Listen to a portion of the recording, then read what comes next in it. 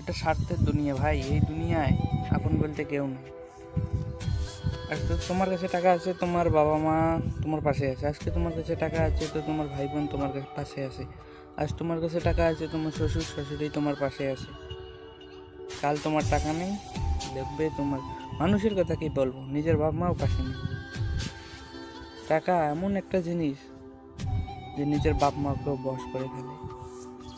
বিশ্বাস না হয় ভাই, যখন তোমার বয়স 17-18 হয়ে যাবে না, তখন বুঝতে পারবে। এখন কেউ কিছু বলছে না, পড়াশোনা করছো তাই তোমার বাবা মা তোমাকে টাকা দিচ্ছে।